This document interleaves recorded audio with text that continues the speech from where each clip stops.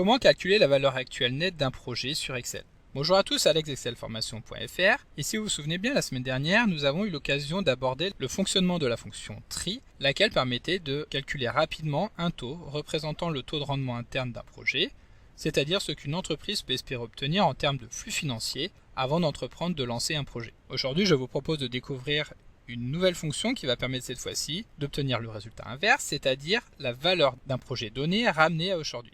En d'autres termes, cette valeur obtenue par la fonction VAN va permettre de savoir très rapidement à partir de quel moment un investissement va permettre de générer des flux positifs sur l'ensemble de sa durée de vie. Alors vous trouverez très régulièrement de nouvelles vidéos sur la chaîne, alors pensez à vous abonner et surtout à activer la clochette de notification afin d'être sûr de ne manquer aucune astuce et de devenir rapidement un pro d'Excel.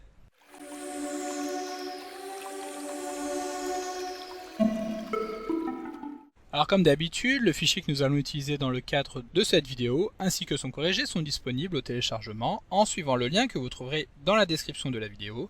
Et comme d'habitude, je vous invite fortement à les télécharger afin de pouvoir réaliser les opérations en même temps que moi, ce qui vous permettra de bien comprendre tout ce que nous allons voir au cours de cette vidéo. Alors comme nous venons de le voir dans l'introduction, les fonctions TRI que nous avons découvert la semaine dernière et la fonction VAN qui est l'objet de ce tutoriel, permet toutes les deux d'analyser l'opportunité de se lancer ou non dans un projet d'investissement. Alors tandis que la fonction TRI permet de mesurer la rentabilité attendue de ce projet, la fonction VAN permet quant à elle d'estimer la valeur d'un projet en fonction des différents flux financiers à venir. De cette manière, l'entreprise aura tout intérêt à se lancer dans un projet lorsque l'investissement global sera moins lourd que le montant estimé par la valeur actuelle nette. Pour illustrer l'utilisation de cette fonction, nous allons partir de l'exemple que nous avions découvert la semaine dernière. Et pour rappel, il s'agissait d'assister une entreprise dans le cadre de son projet d'investissement dans une machine-outil. Et pour cela, l'entreprise avait réalisé un appel d'offres et elle avait récupéré 3 retours. D'abord, l'entreprise avait l'opportunité d'investir dans une machine A dont le coût d'acquisition s'élève à 50 000 € et que l'entreprise pense pouvoir utiliser sur une durée de 5 années pour en tirer un avantage économique net de 8 000 € par an. Et à la fin de cet investissement, donc au bout des 5 ans, revendre la machine d'occasion pour seulement 5 000 €. Le second projet étudié par l'entreprise consistait à investir dans une machine B dont le coût d'acquisition était un petit peu plus élevé, c'est-à-dire à 70 000 €, et ce coût plus important se justifie par des coûts de fonctionnement plus réduits, ce qui permet évidemment de générer des flux de trésorerie nets annuels de 15 000 €. Le prix de cession est identique et l'entreprise espère pouvoir revendre la machine 5 000 € au terme du projet. Et enfin, le troisième projet consiste à acquérir une machine C dont le coût d'acquisition est de 100 000 €, mais qui présente l'avantage de générer des flux nets beaucoup plus importants, surtout en début de phase d'exploitation. En revanche, la machine va s'user bien plus vite et la rentabilité va décliner tout aussi vite. Nous pouvons ainsi constater que l'entreprise devrait pouvoir utiliser la machine sur 3 années et que l'essentiel, c'est-à-dire 50% de la rentabilité apportée par cette machine, se fera sur la première année. Alors comme vous l'aurez compris, nous allons ici chercher à mesurer la valeur actuelle du projet, c'est-à-dire une estimation des flux financiers à récupérer sur toute la durée de vie du projet. Et donc pour cela, nous allons utiliser la fonction VAN, c'est-à-dire VAN pour valeur actuelle nette. Et comme pour toutes les fonctions que nous allons utiliser dans Excel, nous allons commencer par utiliser le signe égal, ce qui va permettre de dire à Excel que nous allons venir saisir une formule. Ensuite, nous allons tout simplement taper le nom de notre formule, c'est-à-dire VAN. Et ici, Excel va nous présenter automatiquement une suggestion des fonctions qui vont commencer par ces 3 lettres. Et c'est évidemment la première d'entre elles qui va nous intéresser. Nous pouvons donc double-cliquer dessus afin de l'insérer directement dans notre fonction. Et donc juste avant de valider la fonction, dans l'infobulle, Excel nous précisait que cette fonction permet de calculer une valeur actuelle nette d'un investissement en s'appuyant sur un taux d'escompte et une série de débits futurs lorsque les valeurs sont négatives ou de crédit lorsque celles-ci sont positives. Alors ici, si nous regardons comment sont constitués nos projets, nous allons évidemment n'avoir que des valeurs positives qui vont correspondre au flux financier net, c'est-à-dire les encaissements auxquels les décaissements ont déjà été soustraits, que l'entreprise devrait tirer du projet. Nous pouvons également constater que la fonction attend 2 arguments. Un premier argument qui est l'argument taux, et il s'agit ici du taux d'escompte attendu sur toute la durée de la période, c'est-à-dire le taux d'actualisation qu'Excel va utiliser pour ramener les flux de trésorerie à la date d'aujourd'hui. Et ici, nous allons choisir par exemple d'utiliser un taux de 4% qui va correspondre au taux que l'entreprise tire de son capital compte tenu de sa politique globale d'investissement. Donc l'idée sera alors de savoir s'il vaut mieux pour l'entreprise investir dans ce projet ou alors au contraire investir son capital comme elle a l'habitude de le faire. Donc nous utilisons le taux de 4% et ensuite nous allons arriver sur le deuxième argument qui peut en réalité être constitué d'une multiplicité d'arguments et dans laquelle nous allons venir saisir l'ensemble des flux futurs que l'entreprise espère tirer de ses investissements.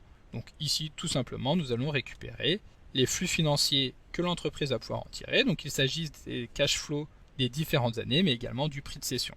Ensuite, nous fermons la parenthèse et nous pouvons simplement valider la formule en appuyant sur la touche Entrée.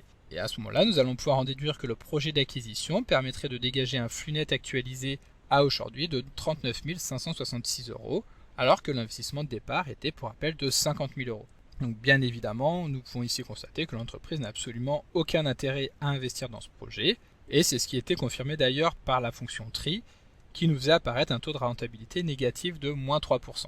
Maintenant, nous allons passer à l'analyse des autres projets. Donc pour cela, nous allons sélectionner la cellule sur laquelle nous avons inséré notre formule. Nous allons placer le curseur en bas à droite sur la poignée de recopie afin de le décaler sur les 3 autres projets. De cette manière, nous allons pouvoir constater que le projet B permet de dégager une valeur actuelle nette de 70 728 €, c'est-à-dire un petit peu plus que l'investissement qui était mis initialement de 70 000 €.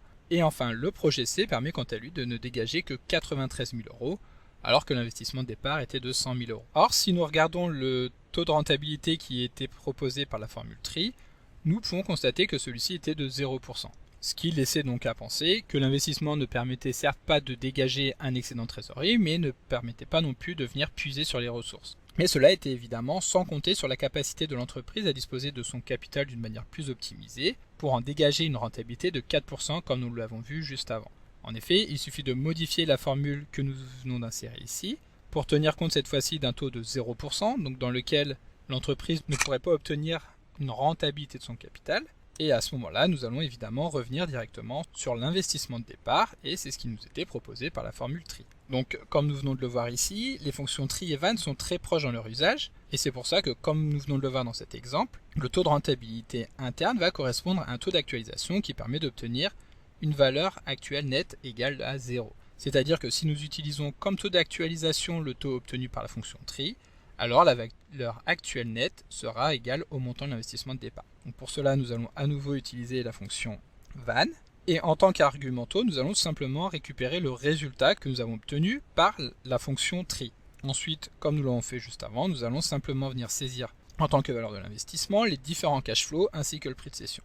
Lorsque nous allons valider, automatiquement la formule VAN va nous renvoyer le montant de l'investissement de départ. Évidemment, il va en être de même lorsque nous allons étendre la cellule sur les autres investissements. Nous allons ainsi retrouver les 70 000 € de la machine B et les 100 000 € de la machine C. Alors sachez qu'il existe également la fonction VA, donc valeur actuelle, qui est très proche de la fonction VAN que nous venons de voir à l'instant, si ce n'est que celle-ci ne permet de manipuler que des flux de trésorerie qui vont être constants, comme nous pouvons le voir ici, mais nous aurons l'occasion de détailler le fonctionnement de cette fonction VA dans un prochain tutoriel. Alors pour être sûr de ne pas le manquer, évidemment, abonnez-vous à la chaîne.